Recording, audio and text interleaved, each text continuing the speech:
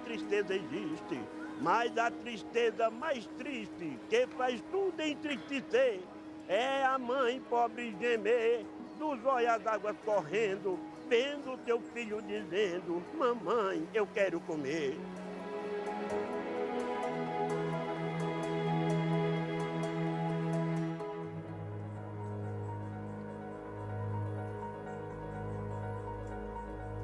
Eu não gosto nem de lembrar muito, porque eu já passei muita fome.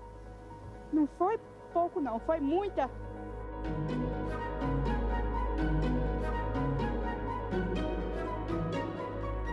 Dinheiro não tinha, nada para vender não tinha. Muita gente tinha vezes que, Ave Maria, relava mandioca para fazer um beiju para comer, com fome. A gente comia farinha de mandioca com chá de capim-santo para sobreviver.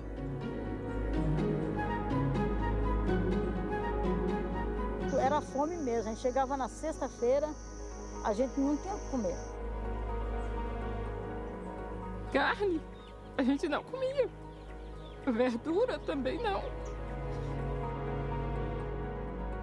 Era calango, preguiça, comia todo peixe que aparecia. Passar o dia sem comer e chegar à noite e não ter o que comer. Esse é um sentimento muito ruim.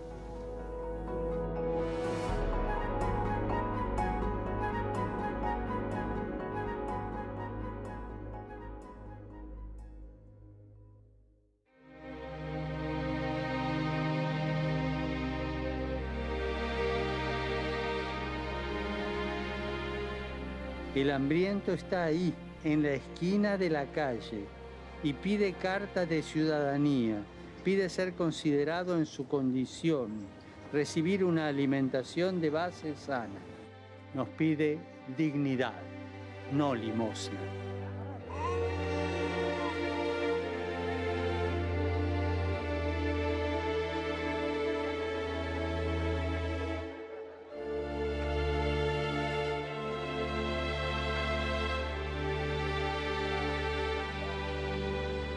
$800 milhões de pessoas ainda continuam passando fome no mundo. Estão concentradas na Ásia, mais da metade delas, e na África, que é o problema maior ainda. A Europa, hoje, tem uma situação de volta da fome tradicional pela crise que está passando na Europa.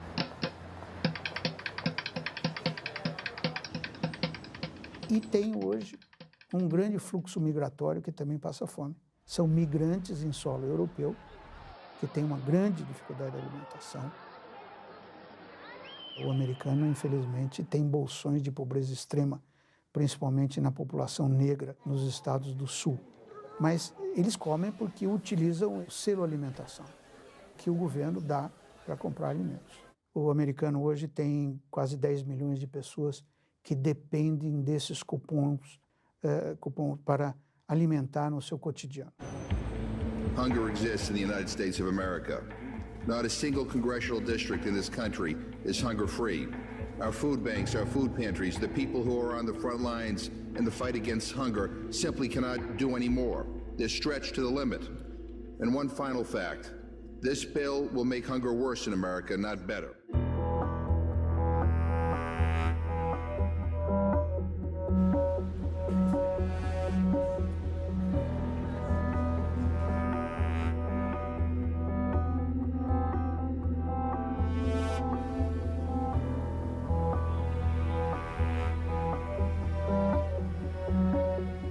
A mudança climática está impactando o futuro da humanidade. Basicamente, muita seca, recurso à água está se tornando muito escasso, uma assustadora multiplicação de insetos.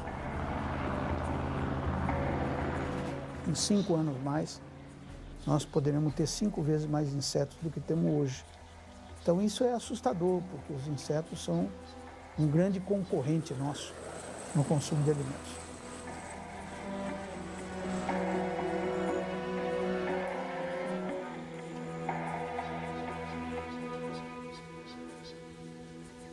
O Brasil sempre teve as desigualdades sociais, continua tendo, é um dos países mais desiguais do mundo. Entretanto, durante muito tempo, isso foi apenas um fenômeno natural.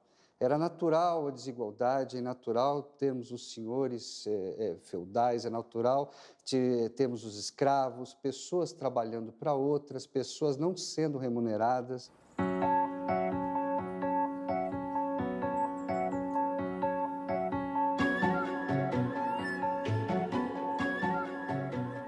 A fome está diretamente ligada com a propriedade da terra no Brasil. E a primeira lei de terras criada aqui foi criada para não deixar que os pobres e os escravos libertos da escravidão tivessem acesso à terra. O Estado é dono das terras e que para ter acesso a ela somente a partir de compra. Então, esta instituição jurídica agrária, ela vai então jogar na marginalidade todos os pobres livres. O semiárido é uma região nordestina que tem cerca de 1 milhão de quilômetros quadrados. Residem nessa região cerca de 25 milhões de pessoas aproximadamente. No exacerbado de uma seca, 10 a 12 milhões passam sede e fome.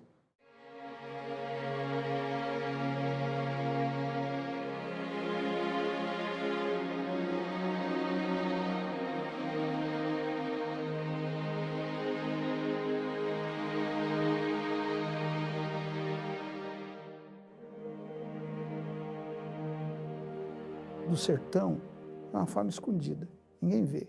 Então o Brasil do sertão era ignorado, pensava-se que não havia fome, e havia muita fome. No Nordeste, onde vivem 25 milhões de pessoas, 60% das famílias não comem carne, 80% não comem ovos e 50% não bebem leite.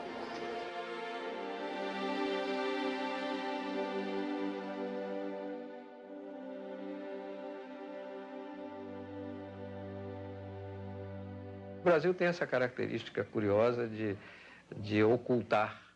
É o país mais ocultista do mundo, né? Ele oculta os seus grandes problemas, ele só gosta de exibir as suas vantagens. Então vem o Josué e diz, não, tem fome no mundo, tem fome no Brasil. Ele foi que deu à fome o estatuto político e científico, quando ele levantou essa questão.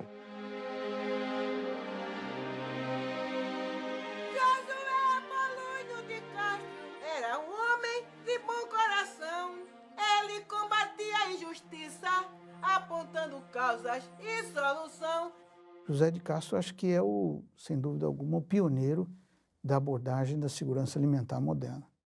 E ele foi ser o representante do Brasil como embaixador na FAO. A grande proposta na época, liderada basicamente pelos Estados Unidos, era que os excedentes produzidos nos países desenvolvidos fossem doados aos países pobres para acabar com a fome. E o José de Castro se insurgiu contra isso, dizendo que isso perpetuaria a fome. O que precisava dar era condições dos países em desenvolvimento produzirem os seus próprios alimentos.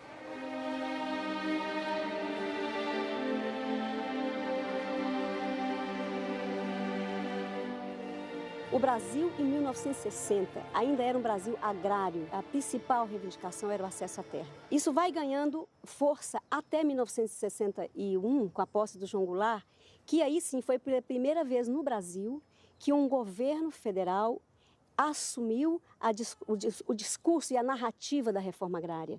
A reforma agrária feita em termos da reforma da nossa Constituição, indo ao encontro dos anseios da nação, vai proporcionar mais do que qualquer outra medida ou providência. Essa tranquilidade que nós todos reclamamos, que a reclamamos em benefício do desenvolvimento do nosso país. No período Jango, eu diria que talvez foi o primeiro momento em que realmente se estrutura uma perspectiva de uma política de abastecimento, de uma intervenção onde tu tem fomento pelo crédito, onde tem a questão da assistência técnica, onde tem uma relação muito forte com o debate, vamos dizer assim, a partir da realidade, que era um diálogo com as ligas camponesas, o tema da reforma agrária, assumir que dentro das mudanças de base, né, o que eram as mudanças de base? Eram mudanças estruturais do país. João Goulart começou a encampar a discussão da reforma agrária e foi passado.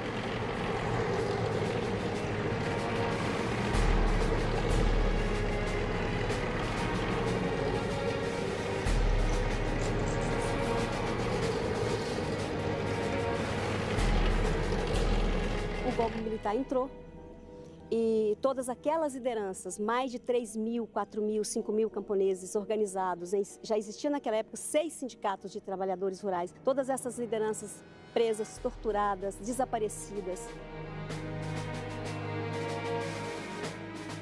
Costumava-se dizer na época que o governo militar governava para 20% da população. A agricultura foi orientada no sentido de modernizar tecnicamente, mas sem mudar a estrutura agrária. Daí a denominação modernização conservadora da agricultura. O mundo, desde os anos 60, passou por o que nós chamamos tecnicamente uma revolução verde. Aumentou-se muito a produção de alimentos graças aos avanços da genética. Então, a quantidade de alimento produzido por planta aumentou muito. E isso fez esse conjunto que hoje é chamado de Revolução Verde, a semente melhorada, o defensivo e o fertilizante.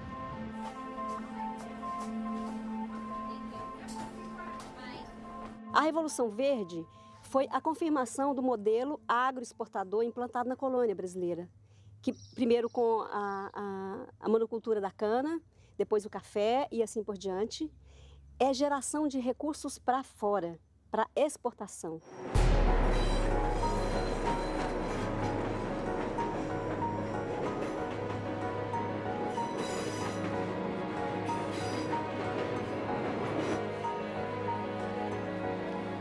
Diariamente chega a São Paulo, a maior cidade industrial do Brasil, o denominado Trem do Norte. Ele traz algumas centenas de imigrantes que vêm em busca de trabalho.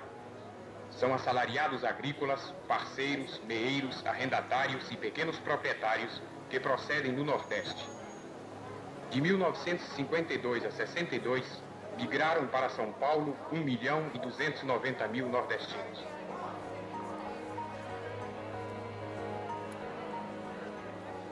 Em média, 70% deles se dirigem para o interior e constituem a mão de obra de uma agricultura de mercado. O restante localiza-se na indústria e se concentra na construção civil. Você trabalhava onde lá? Na usina Santa Terezinha. Era trabalho de quê? Trabalho de cana, né? Calpino roça de lavoura de cana. Quanto o senhor ganhava lá? Eu pegava 5,5, largava as 7, ganhava 700 cruzeiros, né? Aí o senhor resolveu vir pra cá? Aí vim vir para São Paulo ver se ganhava mais, para ver se melhorava mais de situação. Eu morava em Pernambuco. Agora eu não fiquei lá, não só foi só por causa da chuva. Foi porque eu não pude conseguir comprar um pedacinho de terra para eu morar e trabalhar. Né? Se desse para comprar terra lá, o senhor ficava? Ficava lá.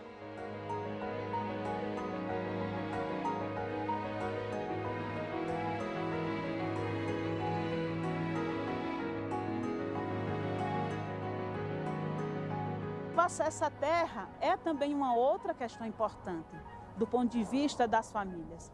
Eu sou de uma família sem terra, né? Eu nasci dos 10 anos para cá, eu me lembro de mais ou menos 3 moradores, porque meu pai trabalhou. A gente não tinha terra, a gente vivia na terra dos outros.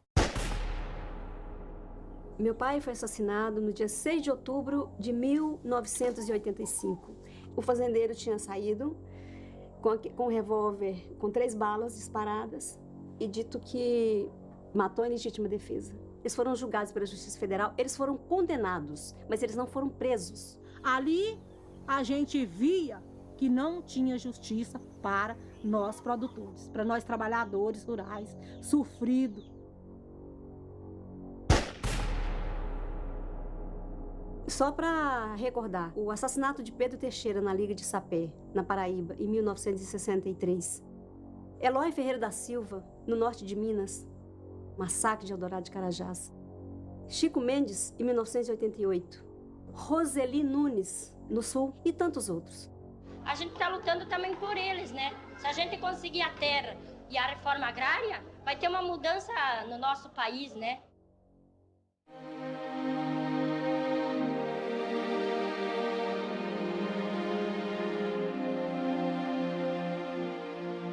Sofremos sim por água, que eu andava 4, 5, 6 quilômetros para pegar uma água que era imprópria para o consumo, né? A água onde animais faziam xixi, cocô, o cavalo tomava banho, tudo, e a gente não tinha outra, tinha que usar aquela, né? A gente tem uma história de jovens e crianças que morriam pela própria qualidade da água. Não só a sede, também como a fome, né? Porque não adianta você, se você tiver o feijão e você não tem água para cozinhar, você vai cozinhar como? Né? Se você tem um arroz, mas você não tem água, então não tem nada. A água era pouca e a comida mais pouca ainda, né?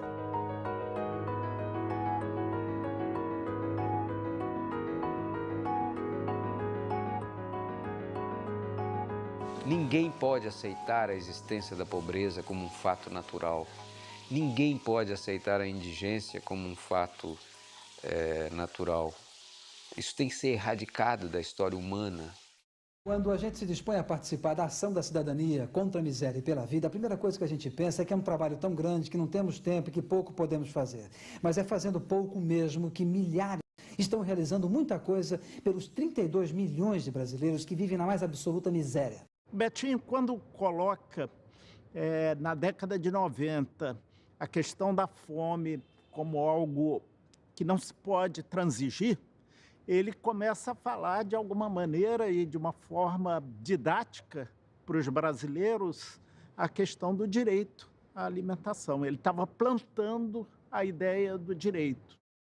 Organizada pelo CONSEA e pela Ação da Cidadania, a primeira Conferência de Segurança Alimentar foi aberta pelo presidente Itamar Franco e contou com a participação de 2.000 representantes de governos estaduais, governos municipais e dos comitês contra a fome espalhados por todo o país, para definir uma proposta de segurança alimentar a ser apresentada ao governo federal e aos candidatos à presidência da República.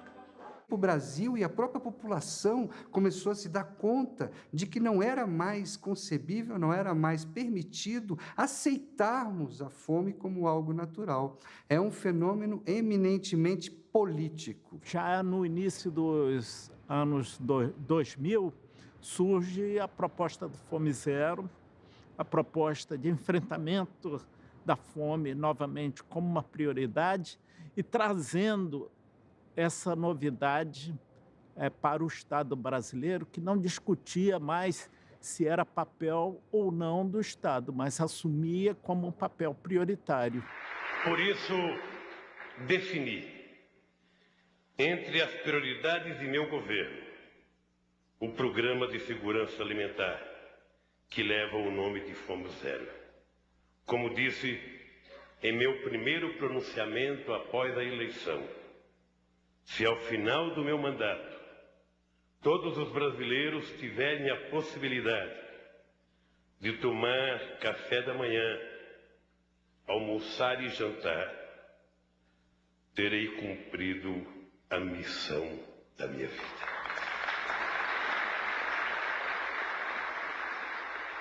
O Fome Zero é um conjunto, ele chegou a ter 60 diferentes programas, né? Esses programas eram coisas que já eram feitas. Ele botou tudo junto, de uma maneira coordenada. Então, nós não inventamos a roda. Com o surgimento do Fome Zero, se retoma o Conselho Nacional de Segurança Alimentar. Agora, já usando o nome de Conselho Nacional de Segurança Alimentar e Nutricional. Basicamente, ele tem, na minha opinião, dois grandes componentes.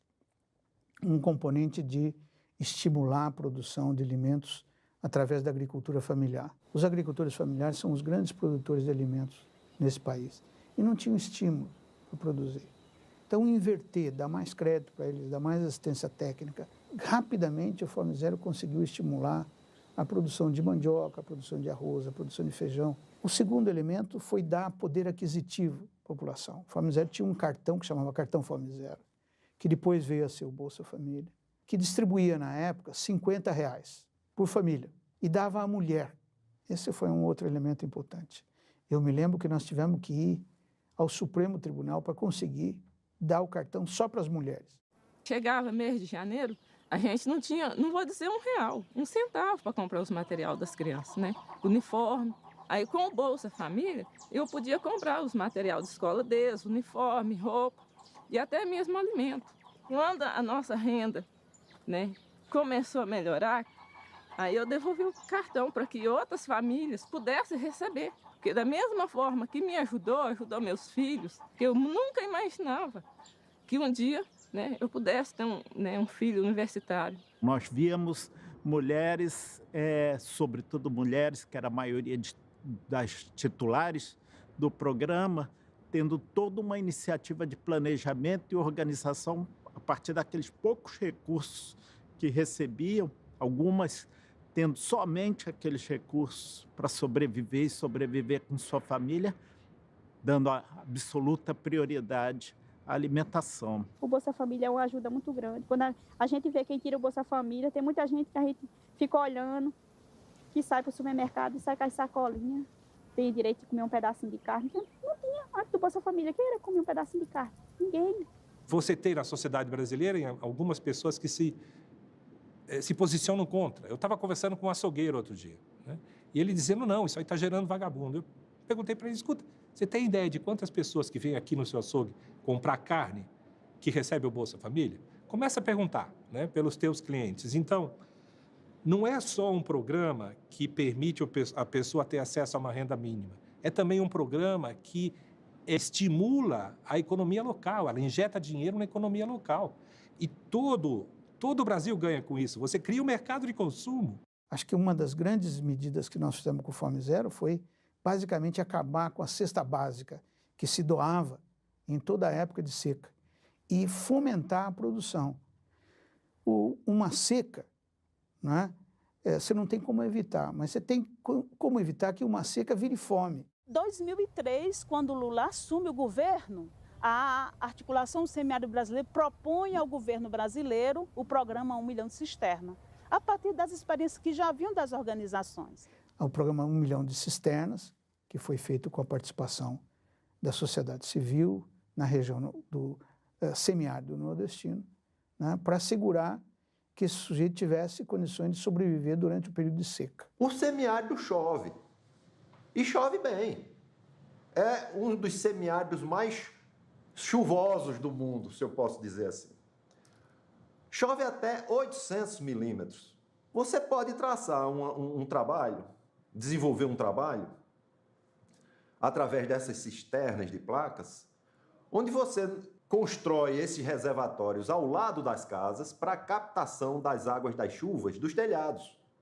A gente sabe que num metro quadrado de telhado, se chover 1 milímetro, você tem 1 litro d'água. A cisterna foi uma invenção do sertanejo, que a gente transformou em política pública. Quer dizer, não é uma alta tecnologia, não é uma coisa high-tech que foi inventada e caiu, né, da modernidade. Não, é uma invenção do sertanejo que o Estado brasileiro soube se apropriar, transformar em tecnologia possível de ser replicada, e hoje você consegue investir, ter 1.200.000 cisternas e vamos ter mais. Foi a experiência do agricultor Nel, de Sergipe, que numa grande seca foi embora para São Paulo, lá ele trabalhando na construção civil, né, fazendo piscinas, ele entendeu que voltando para o seu sertão, ele podia fazer também um buraco no chão, não é? Com areia e cimento, podia fazer placas que podia fechar e captar água de chuva. Então, são experiências dos agricultores e agricultoras. A gente tendo uma cisterna dessa aí, a gente pode plantar o verão inteiro, né? A gente começou a plantar verduras, hortaliças, né? Que a gente não tinha esse conhecimento, não tinha o hábito de plantar esse tipo de coisas, né? Tomate, coentro, pimentão, alface, berinjela, cebolinha, que está lá fortalecendo a alimentação dos nossos filhos, né? E a gente ainda leva um pouquinho lá para a feira, né? Que é uma alegria enorme quando a gente chega na feira que já tem aquele consumidor esperando. Ah, eu não comprei na feira livre, estou te esperando. Para a gente é uma riqueza isso, né?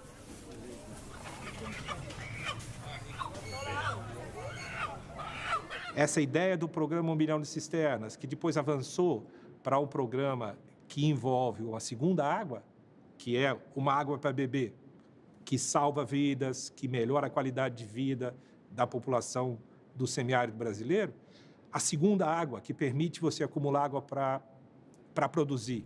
Quer dizer, essa combinação desses dois recursos, essas duas águas, ela pode realmente melhorar não só a qualidade de vida, mas melhorar do ponto de vista econômico, social, de inclusão, segurança alimentar de um conjunto grande de pessoas.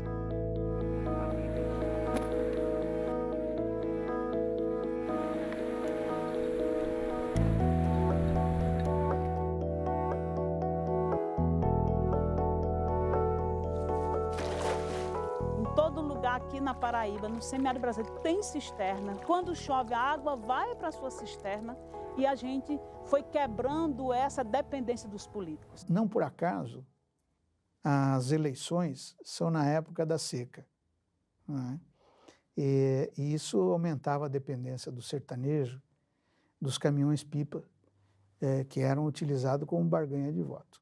Eu sendo prefeito de um determinado município, sabendo que você é um morador do meu município e você não votou em mim, você acha que eu vou te abastecer? Isso acontece de monte aqui no Nordeste. Água, né? Que sempre foi uma moeda de voto para os políticos, né? Sempre compraram os pequenos agricultores, né? A partir do carro-pipa e tudo mais, ela começa a ser debatida. E os recursos hídricos foi um dos elementos que nos trouxe, né, para dizer que a gente poderia não mais ficar dependendo de carro-pipa, de prefeito, mas que a gente poderia armazenar nossa água perto de casa. 2012 foi uma seca muito grande, mas a gente já está aprendendo a conviver com isso, né? 4 anos de seca brava no Nordeste. Estamos indo para o 5º ano de seca. Tempo de seca cada vez maior e o tempo das águas cada vez menor. Não temos os retirantes mais, não temos os flagelados da seca, aquelas multidões nas ruas, nas estradas das cidades, saindo das suas comunidades, clamando por um prato de comida. E o que é o pós-seca, né? Porque depois que as pessoas saíram da terra, abandonaram a terra, acaba não voltando, você tem mais concentração de terra, você tem menos geração de produção de comida, né? Onde essa terra foi abandonada, mais pobreza nos centros urbanos, desagregação das famílias, uma desestruturação gigantesca no país. Eu não quero outra coisa melhor. Daqui eu não saio não. Se nós viver 100 anos daqui para frente e o senhor vir aqui fazer outra reportagem comigo, vai me encontrar nesse mesmo cantinho sentado nessa cisterna. A terra, ela é fundamental para a autonomia política das famílias agricultoras. Sem terra, sem água, sem semente, sem conhecimento, era a vida de sofrimento que muitas famílias vivenciaram no passado. Agora nós estamos também se apropriando dessa outra invenção do nordestino, que é um banco de sementes, que é uma coisa também modesta, singela, fácil de fazer, que se a gente fosse dar um nome chique, chamaríamos de banco de germoplasma. São as sementes crioulas, as sementes resistentes à seca, resistentes ao clima, que, portanto, são as melhores sementes para a gente poder produzir alimento no Nordeste. Todo ano planto consociado, milho e feijão. Minha semente é uma semente que vem desde do meu pai, do meu avô. Eu venho plantando e guardando todos os anos essa semente. Com pouca chuva, mas mesmo assim, todo ano eu faço uma colheita boa. Hoje, essas sementes comerciais, os híbridos, os transgênicos, você fica dependendo dele, de ir ao mercado comprar. Então, o agricultor não tem, como o São Paulo fala, choveu, eu tenho minha semente lá, vou plantar. E, de repente, não chove mais, ele perdeu aquele plantio. Então, ele tem que plantar de novo na próxima chuva. Isso é recorrente aqui. Então, por isso que o agricultor tem que ter seu estoque. Aqui, no caso, esse feijão preto, beirabinha, isso é um amor, isso é antigo. Isso plantavam meus avós, plantavam meus pais, hoje planta nós. Aqui temos o feijão faveta, né? O feijão faveta de cacho. A gente temos o milho jabadão, mas isso é um milho de verdadeiro, é um milho de confiança, é um milho que faz segurança alimentar e faz segurança para o nosso plantio.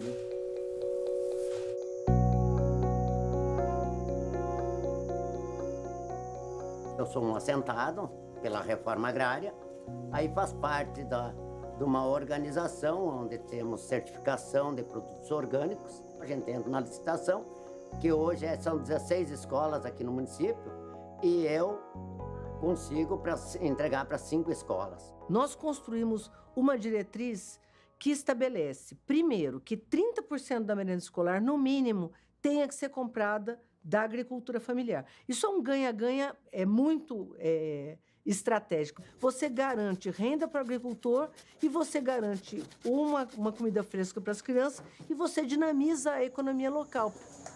Hoje, no Brasil, a gente leva alimentação escolar para 43 milhões de crianças.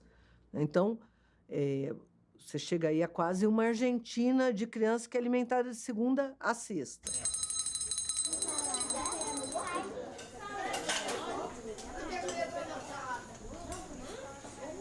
Nós vemos uma diferença bem grande, porque antes era mesmo, ou era um suco de pacotinho, ou era uma bolacha, aquilo assim mesmo para dizer que não tinha a merenda. Tudo era enlatado, tudo era formulado, e o pior disso tudo é que não respeitava os hábitos.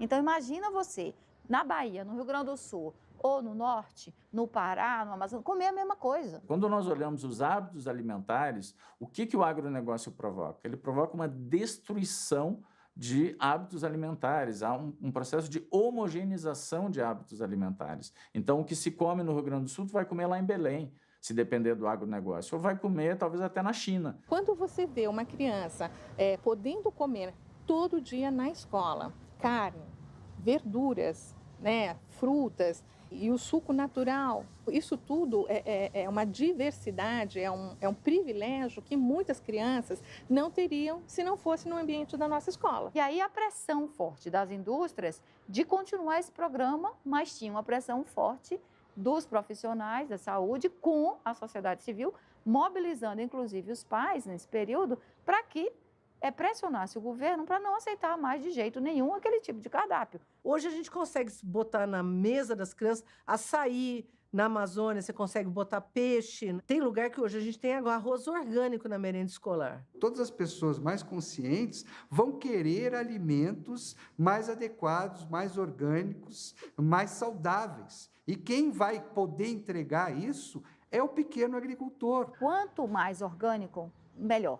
Tanto é que a resolução permite pagar mais para produtos orgânicos. Por quê? Para incentivar uma produção e que resulte numa comida de verdade. Porque não adianta só a gente produzir orgânico e você não conseguir vender. Né? Você tem que ter o orgânico, mas tem que ter o mercado. O Programa Nacional de Alimentação Escolar, ele é uma reserva de mercado. PA e o PNAE são duas políticas públicas do governo federal extremamente importantes para consolidar a cooperativa. Essa consciência está aumentando. E o que a gente espera é que a agricultura familiar brasileira se fortaleça, mas se fortaleça em bases agroecológicas. A gente tem uma área mais ou menos de 8 mil hectares, né, uma região muito rica. Então aqui nós tentamos fazer com que a biodiversidade ela se conecte. Né? Então temos banana plantado, pupunha, mexerica, jussara, para tentar trazer a viabilidade econômica. E aí a gente deixa as outras árvores, tudo crescer dentro do sistema também. A biodiversidade ela vai diminuindo a incidência de doença, melhorando a nossa produtividade. O Brasil tem mais de 4 milhões de famílias que são consideradas pequenos agricultores familiares, que vivem da sua produção, que produzem, têm hoje condições de estar desenvolvendo e estar vendendo essa produção e se organizando em cooperativas para poder processar aqueles alimentos e não perder os alimentos que são produzidos.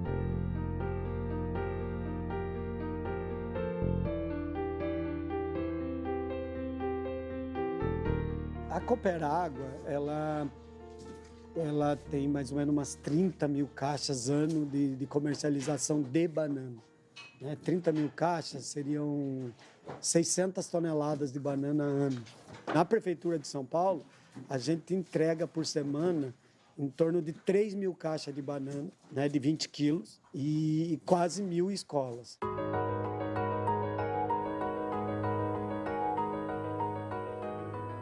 Nós fomos um assentamento pioneiro na questão da produção de arroz orgânico. Junto com isso, surgiu o Grupo Gestor do Arroz, que conta com aproximadamente 420 famílias, produz mais ou menos 400 mil sacos de arroz orgânico em todo o Rio Grande do Sul. Inclusive, a gente vende, além de um monte de escola no Rio Grande do Sul, a gente vende em São Paulo, para a Prefeitura de São Paulo. Olhar tudo que eles conquistaram, né? E ver que se não fosse por isso, nós jovens, onde que eu estaria hoje? Tem incentivo para o jovem estudar e quando ele volta a trabalhar aqui na cooperativa. A cooperativa, ela sempre vem buscando incluir o jovem nas atividades, passar responsabilidade para os jovens, porque futuramente quem vai assumir isso aqui é nós, né? Se não fosse a cooperativa, talvez não teria a oportunidade de estudar que eu tenho hoje aqui. Quem leva o grande dinheiro é o agronegócio, que produz soja, produz milho ou produz celulose. Nós temos que se contentar com um pequeno número de recursos e ainda somos que mais produz alimento, né? A agricultura familiar ela tem uma importância fundamental para o desenvolvimento de qualquer país do mundo. No Brasil, só como exemplo, mais de 70% do que as famílias brasileiras consomem vem do pequeno agricultor familiar. O agronegócio, que é tão importante no país, ele está mais focado e voltado para a exportação de alimentos. O Brasil, desde o seu período colonial, é e continua sendo um país agroexportador. Esse é o nosso grande problema. Somos um problema sério de modelo. 75% a 80% da área agricultável do país está na mão de médios e grandes produtores. 35 milhões de hectares de soja, mais de 15 milhões de hectares de milho. We are going through a food colonialism. Brazil is being instrumentalized in what I have called soya imperialism. But not only is there an invasion of the Amazon by these global corporations, those soya exports are hurting the people of the Amazon, but they are gaining huge new markets for the cargos. This is not of benefit to Brazil. Isso envolve concentração de terra, concentração de renda, destruição do meio ambiente, contaminação da água, né? Destruição da biodiversidade. Nós estamos pagando um preço muito alto, né, para ter essa quantidade de soja e de biocombustíveis que nós estamos vendendo para o mundo. Não, nós somos o maior consumidor de agrotóxico do mundo, né? Uma das empresas que mais tem interesse nisso é a Monsanto, que é quem domina todo o mercado de transgênicos, das sementes transgênicas, ou seja, é uma questão de modelo, é uma questão de concepção. É urgente a discussão sobre o programa de agrotóxicos.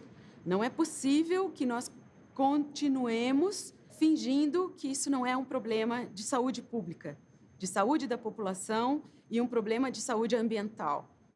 Esse excesso de pessoas com câncer, outras enfermidades, atacando a juventude, pessoas novas, tem a ver com a questão da alimentação. Só que isso não é discutido abertamente na sociedade por conta do poder econômico dessas grandes multinacionais. O representante da Nestlé, num dos governos militares, eu não sei se foi do Médici, era conselheiro de nutrição da presidência da República. Nascia uma criança, ela dava 2 ou 3 latas de leite exatamente para a criança não mamar. Passava uma semana, um mês sem mamar e pronto. E aí se tornava um cliente da indústria.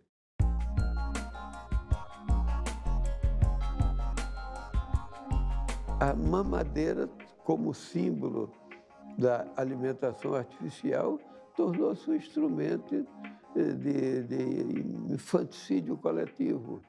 O que são milhões e milhões de crianças no mundo que morreram pela substituição do leite materno pelo leite de vaca industrializado. O Scapini denunciou isso no Tribunal de Haia. Isso é um crime contra a humanidade, não é um problema comum, é um crime contra a humanidade. As Nações Unidas colocaram como a década da nutrição. Todos sabem que hoje o grande problema do mundo está sendo a má nutrição. Tanto os problemas com relação à obesidade, quanto os problemas com relação à subnutrição. Comem muita gordura, muito açúcar, muito sal.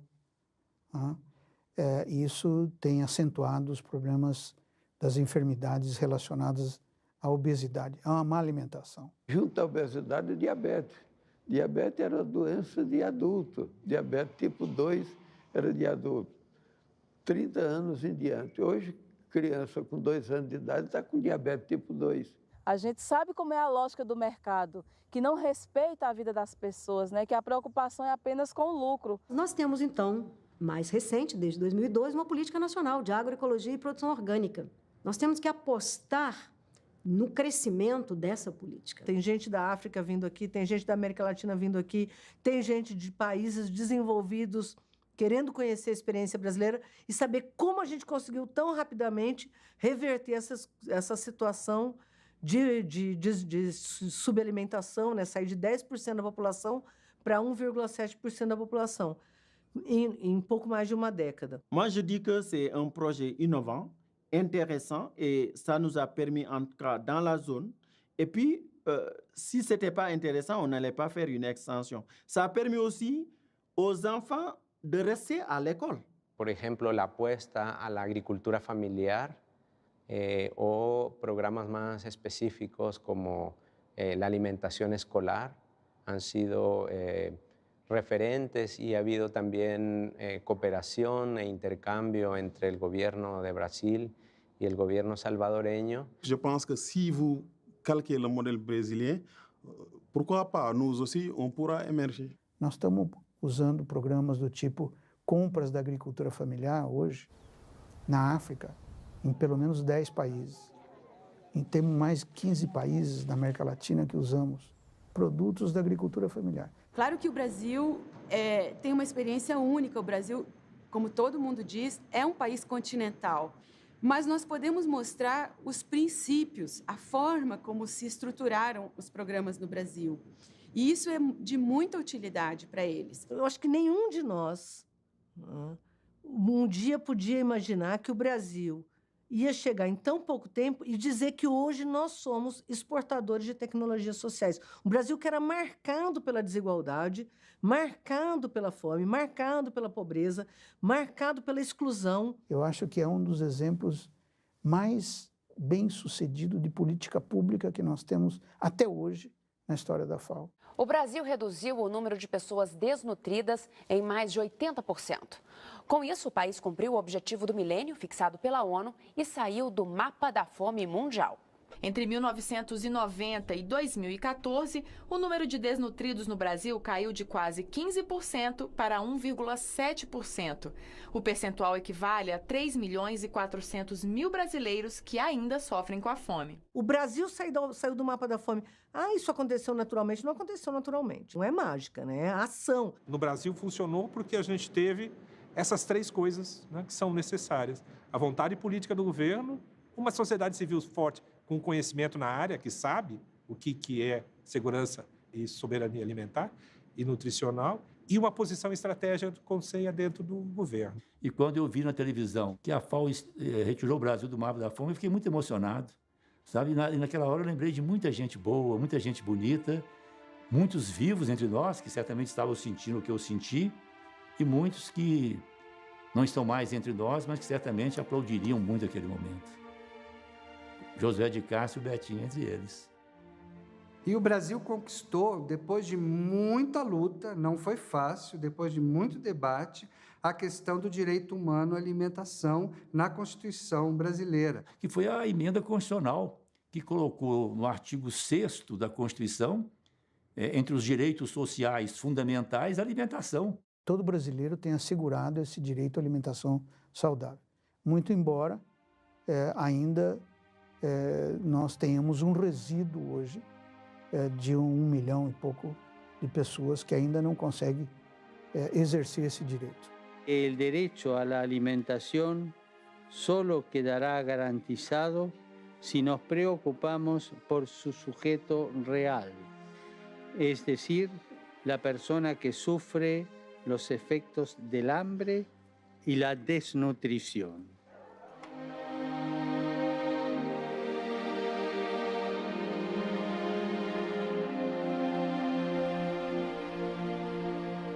O Brasil é um país que está crescendo muito, o Brasil é um país que está crescendo na população também. Nós temos que ter condições de alimentar essas pessoas e eu tenho certeza que quem vai poder alimentar essas pessoas é a agricultura familiar e camponesa. Se ela tiver os estímulos, a garantia, a certeza de que ela tem mercado, de que ela pode competir. Para você conseguir reverter um quadro no tempo curto que a gente vive, você tem que ter programas que tenham impacto. Nossos números são...